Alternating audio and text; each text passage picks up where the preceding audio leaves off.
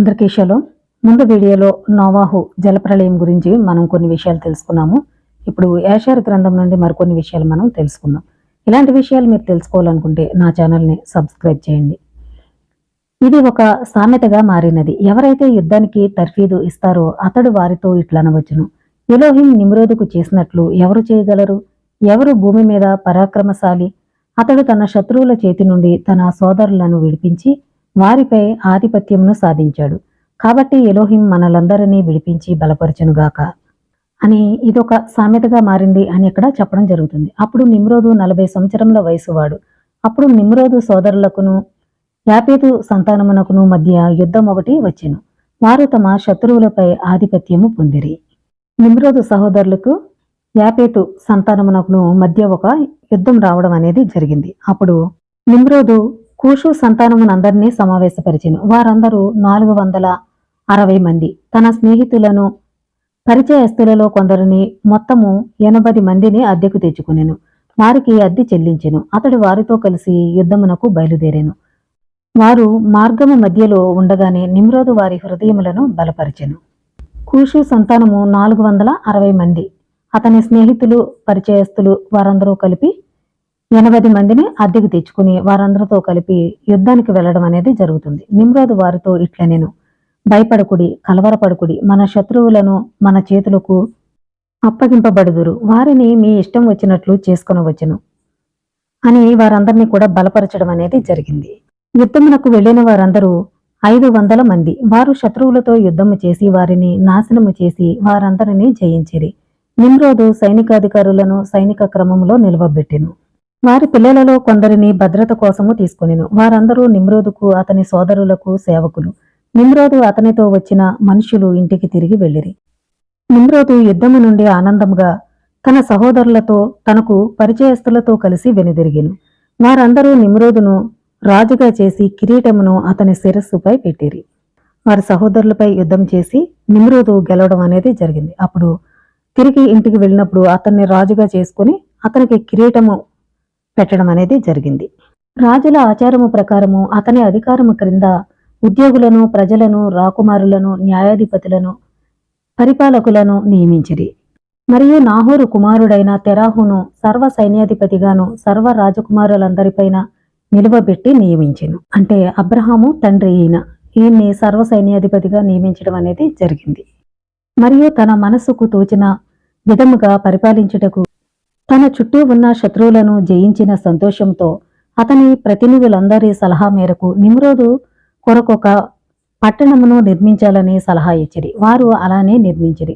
వారు తూర్పున ఉన్న పెద్ద లోయను కనుగొని ఒక పెద్ద విశాలమైన పట్టణమును నిర్మించిరి. నిమ్రోదు ఆ పట్టణము పేరు షీనారు పట్టణమని పేరు పెట్టెను. ఎలోహిం తన శత్రువులను తీవ్రముగా వణికించి నాశనము చేసినందుకు గాను ఆ పేరు పెట్టెను. నిమ్రోదు షీనారు పట్టణమును నిర్మించిన తరువాత ఆ పట్టణమును సురక్షితంగా పాలిస్తూ అతని శత్రువులతో పోరాడి విజయము సాధించి తన ప్రతి యుద్ధములోనూ వర్ధిల్లుచుండెను. అతని సామ్రాజ్యము చాలా గొప్పదాయెను. నిమ్రోదు యుద్ధము చేసి గెలిచి వచ్చినప్పుడు అతని కొరకు ఒక పట్టణం కట్టించి ఇవ్వడం అనేది జరిగింది. ఆ పట్టణానికి నిమ్రోదు షీనారు అని పేరు పెట్టడం కూడా జరిగింది. నిమ్రోదు కీర్తిని విని వారందరూ కలిసి నిమ్రోదు నొద్దకు వచ్చి వంగి నమస్కరించి అతనికి బహుమానములను ఇచ్చిరి. అతడు వారందరికీ రాజు ప్రభువునై ఉండి వారితో కలిసి షీనారు పట్టణం నందు నివసించిరి. నిమ్రోదు నోవాహు కుమారులందరిపైన పరిపాలన సాగించెను. వారందరూ అతని ప్రాతినిధ్య పరిపాలనలో ఉండిరి. వారందరి మీద నిమ్రోదు రాజుగా ఉండి వారందరి మీద పరిపాలన చేస్తూ ఉండటం జరుగుతుంది. భూమి మీద అంతటను ఒక్క మాటయు ఒక్క భాషయు ఉండెను. నిమ్రోదు ఎలోహిం మార్గములలో నడవక అక్రమ మార్గములలో నడుచువాడై తన ప్రజలందరి ముందు మహా దుర్మార్గుడై వరద కాలము నుండి అప్పటి వరకు లేని దుష్టత్వము గలవాడాయెను. మరియు అతడు రాతితోనూ చెక్కతోనూ చేసిన దేవుళ్లను చేసుకుని వాటికి వంగి నమస్కరిస్తూ ఎలోహింకు వ్యతిరేకంగా తిరుగుబాటు చేసెను. అతని క్రింది ఉద్యోగులకు కూడా తన దుష్క్రియలను గూర్చి బోధించెడివాడు. మరియు అతని కుమారుడైన నార్తాను కూడా తన తండ్రి కంటే ఎక్కువ దుష్కార్యములు చేసెను. అంటే నోవాహు కంటే ముందు కూడా ఇలాంటి పనులు చేయడం వల్ల, అంటే రాతితోనూ చెక్కతోనూ దేవుళ్లను చేసుకుని వారి ఇష్టానుసారంగా జీవించడం వల్ల నోవాహు సమయంలో జలప్రళయం వచ్చి అందరూ కూడా నాశనం అయిపోవడం జరిగింది. ఆ తర్వాత నోవాహు ముగ్గురు కుమారుల్లో నుంచి సంతానం అభివృద్ధి జరగడం ప్రారంభమైంది. ఆ తర్వాత నిమ్రోదు మళ్ళీ అదే విధంగా దుర్మార్గంగా ప్రవర్తించడం ప్రారంభించాడు. ఎలోహింకు కాకుండా వేరే దేవుళ్లను చేసుకుని మ్రొక్కడం చేయడం జరిగింది. నిమ్రోదు కుమారుడైన మార్దాను క్రియలు విన్నవారంతా దుర్మార్గుని కడుపున దుర్మార్గుడే పుడతాడు అని చెప్పుకొనేరి. నాటి నుండి నేటి వరకు దుర్మార్గునికి దుర్మార్గుడే పుడతాడు అనే సామెత ఉన్నది. అంటే నిమ్రోదు ఎలోహింకి వ్యతిరేకంగా జీవించడము, ఇంకా దుర్మార్గంగా ప్రవర్తించడము, రాతితోనూ చెక్కతోనూ చేసిన దేవుళ్లను చేసుకుని వాటికి వంగి నమస్కరిస్తూ ఎలోహింకి వ్యతిరేకంగా జీవించడం అనేది జరిగింది. అతని కుమారుడైన మార్దాను కూడా అదే విధంగా జీవించడం జరుగుతుంది. అప్పుడు అతని గురించి విన్నవారంతా కూడా దుర్మార్గుని కడుపున దుర్మార్గుడే పుడతాడు అని ఒక సామెత అప్పటి నుంచి కూడా ఉందని చెప్పడం జరుగుతుంది.